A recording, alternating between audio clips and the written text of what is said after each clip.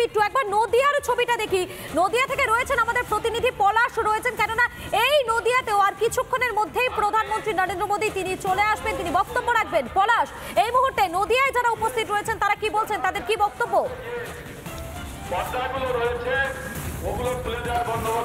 একদমই দেখো, এই নদিয়াতে যে রাজ পরিবারের সদস্য অমৃতা রায়, তার সমর্থনে আজকে দেশের প্রধানমন্ত্রী নরেন্দ্র দামোদর মোদী তিনি আসছেন তেহট্টতে জনসভা করতে।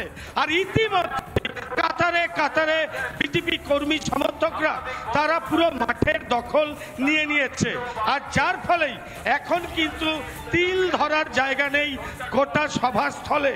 প্রচুর মানুষ এসছে এবং প্রচুর মানুষ তারা রাস্তায় ঘুরে বেড়াচ্ছে। তাদের জন্য বিভিন্ন রকম এলইডি স্ক্রিনের ব্যবস্থা করা হয়েছে, সেই স্ক্রিনের মাধ্যমে এই সমস্ত জনসভাগুলোকে দেখানো হচ্ছে।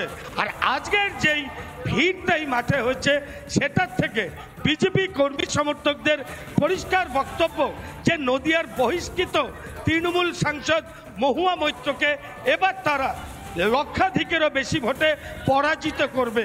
ইতিমধ্যেই মাঠে যে পরিমাণে লোক ঢুকেছে আর প্রশাসনের তরফ থেকে সেই মাঠে সভাস্থল, আমার পেছনেই সভাস্থল, আমি আমার ভিডিও জার্নালিস্টকে একটু ক্যামেরাটা ঘুরিয়ে দেখাতে বলবো যে এই যে সভাস্থলের মাঠ, এই মাঠে কিন্তু পুলিশ আর লোক ঢুকতে দিতে পারছে না, কারণ এত পরিমাণে সমর্থক তারা ঢুকে গেছে, যার ফলে পুরো মাঠটা কিন্তু একদম ভিড়ে ভর্তি। আমি এই প্রসঙ্গে দিয়ে দিই একটা হিন্ট, তার কারণ মোদিজি আজকে কিন্তু এই নদিয়াতে দুবার আসছেন, এর আগে একবার এসছেন এবং মাঝে মধ্যেই এই রাজ পরিবারের যে সদস্য অমৃতা রায় তার সঙ্গে একাধিকবার টেলিফোনেও কথা হয়েছে।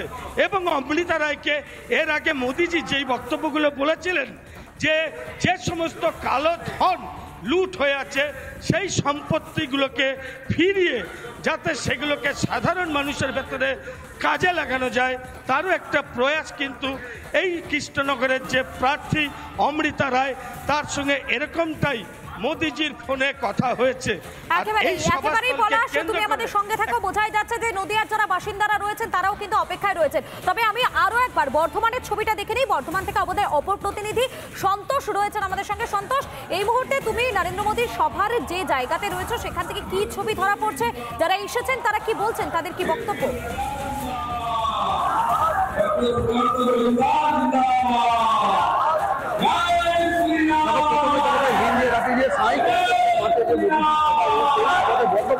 লোকসভা কেন্দ্রে বিজেপি পার্টির দিকে কথা বলছে অতুল গঙ্গার এবং রাজ্য সভাপতি সুকান্ত মজুমদার, তারা উপস্থিত রয়েছে।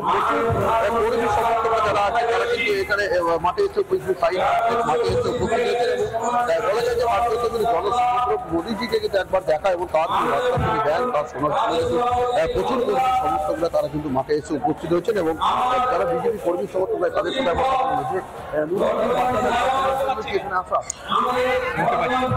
জন্য আসা মোদিজিকে শোনার জন্য এসেছি। আর কি মানে উনি যে যশস্বী আমাদের প্রধানমন্ত্রী আছেন ওনাকে তো শোনার জন্য আমরা মানে ইয়াংস্টার হিসাবে একটা দেখবো, শুনবো উনি কি চাইতে চাইছেন, আমাদের কাছ থেকে কি চাইছেন, ওদের যে অবজেক্টিভ ওটা তো আমরা পুরোপুরি তো আমরাই তো বসবো, পরে তো আমরাই ভবিষ্যৎ, তো উনি যে আমাদেরকে প্রোৎসাহন দেবেন সেটাই শুনতে এসছি।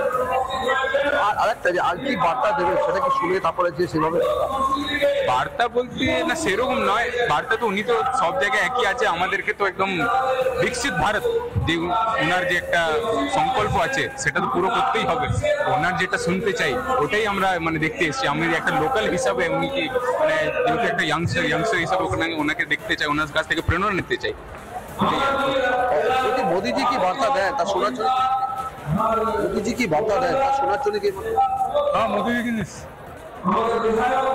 প্রথমেই বলি আর বাংলা পৃথিবী বিখ্যাত চ্যানেল আমাকে বলার সুযোগ দিয়েছেন, তো যাই হোক মোদিজি আর একটু পরই আসছে, আমরা তার ভাষণ শোনার জন্য আগ্রহে অপেক্ষা করছি। আর বিকশিত ভারতের অনেক কথাই শুনবো, অনেক আপনাদের চ্যানেলের মাধ্যমে জানাতে চাই আমরা 415 আসন অধিকার করার লক্ষ্যে এগাচ্ছি।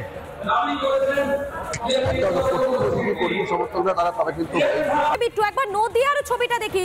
নদিয়া থেকে রয়েছেন আমাদের প্রতিনিধি পলাশ রয়েছেন, কেননা এই নদিয়াতেও আর কিছুক্ষণের মধ্যেই প্রধানমন্ত্রী নরেন্দ্র মোদী তিনি চলে আসবেন, তিনি বক্তব্য রাখবেন। পলাশ, এই মুহূর্তে নদিয়ায় যারা উপস্থিত রয়েছেন তারা কি বলছেন, তাদের কি বক্তব্য?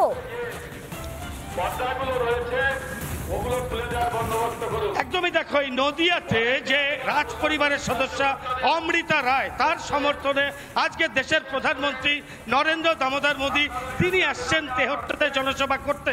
আর ইতিমধ্যে কাতারে কাতারে বিজেপি কর্মী সমর্থকরা তারা পুরো মাঠের দখল নিয়ে নিয়েছে। আর যার ফলেই এখন কিন্তু তিল ধরার জায়গা নেই গোটা সভাস্থলে। প্রচুর মানুষ এসছে এবং প্রচুর মানুষ তারা রাস্তায় ঘুরে বেড়াচ্ছে। তাদের জন্য বিভিন্ন রকম এলইডি স্ক্রিনের ব্যবস্থা করা হয়েছে, সেই স্ক্রিনের মাধ্যমে এই সমস্ত জনসভাগুলোকে দেখানো হচ্ছে।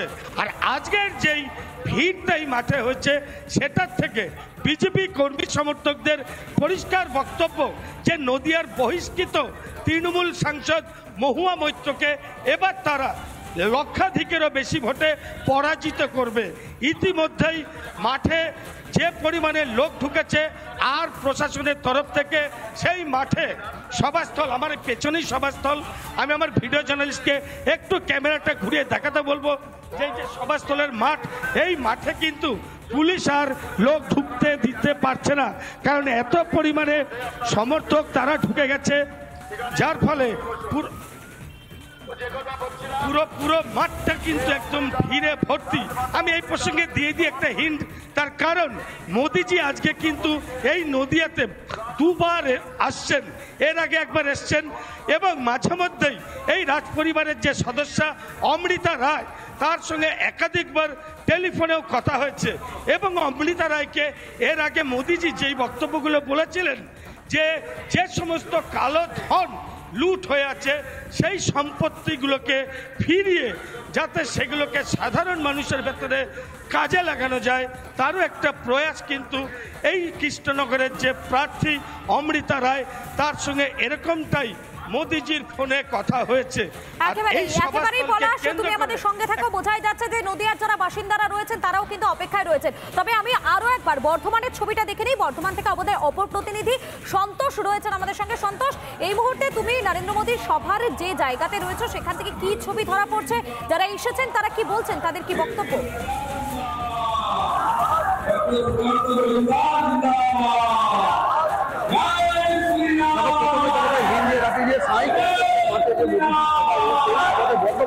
লোকসভা কেন্দ্রের বিজেপি পার্টির দিল্লিতে কথা বলছে অতুল গঙ্গার এবং রাজ্য সভাপতি সুকান্ত মজুমদার, তারা উপস্থিত রয়েছে।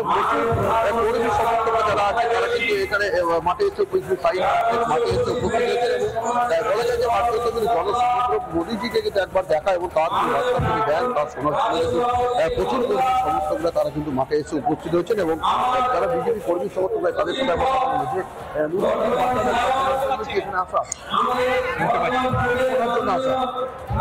মোদিজিকে শোনার জন্য এসেছি, আর কি মানে উনি যে যশস্বী আমাদের প্রধানমন্ত্রী আছেন ওনাকে তো শোনার জন্য আমরা মানে ইয়াংস্টার হিসাবে একটা দেখবো, শুনবো উনি কি চাইতে চাইছেন, আমাদের কাছ থেকে কি চাইছেন, ওদের যে অবজেক্টিভ ওটা তো আমরা পুরোপুরি তো আমরাই তো বসবো, পরে তো আমরাই ভবিষ্যৎ, তো উনি যে আমাদেরকে প্রোৎসাহন দেবেন সেটাই শুনতে এসছি।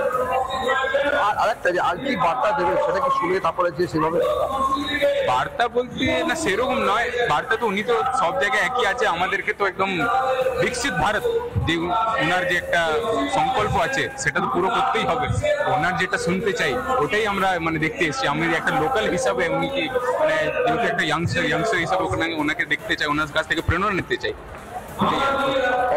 মোদিজি কি বার্তা দেয় তা শোনার জন্য